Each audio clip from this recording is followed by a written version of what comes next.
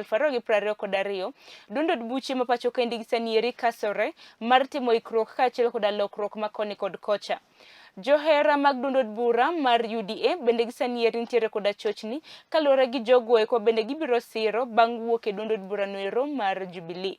Jod bura ma Kuria West Migosi Mathias Robi mabende gisanieri oseriwore koda dundod bura noero mar UDA gisaniero chiwo siem ne dundod bura mar ODM ka bende owacho ni josiasa mage biro bedo koda pogruok mathoth kendo winjore jatend dundod bura mar ODM Migosi Raila Amolo Odinga obed motang' e nyim yiero mabiro.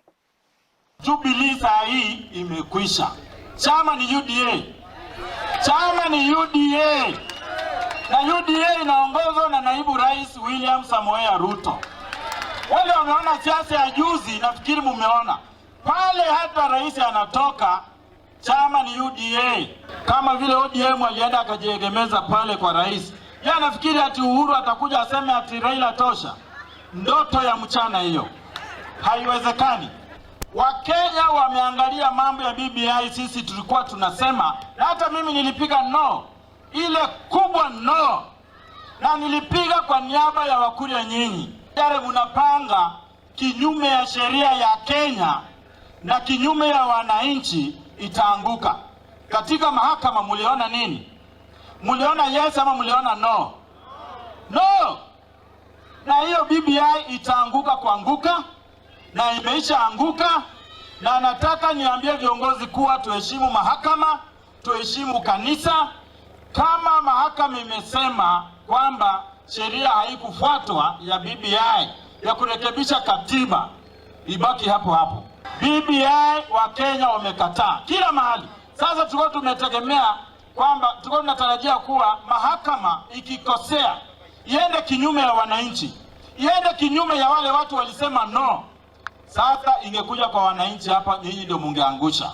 Na tunaomba zaidi kwa sababu wanasema wanaenda appeal, naona withdraw. Kwa hivyo wakae hapo. Katiba turekebisha wakati imepitia kwa bunge, imekubaliwa, imeletwa kwa wananchi, wananchi wakubalie, alafu ndio tuseme tunarekebisha katiba. La sivyo watu wawili hawezi leta maneno kuwa wanarekebisha katiba. ODM inaweza kuunda serikali na UDA ama Jubilee, kwa sababu bado hiyo ni moja, hazijawachana, inaweza kuunda serikali. Hiyo ndio inanileta kusema hivi, mheshimiwa, wakati unaombea UDA kura ama Jubilee, waruhusu wa watu wapeane kura kiasi inafaa kwa ODM pia, kwa sababu hujui nani atakuwa rais wa Kenya.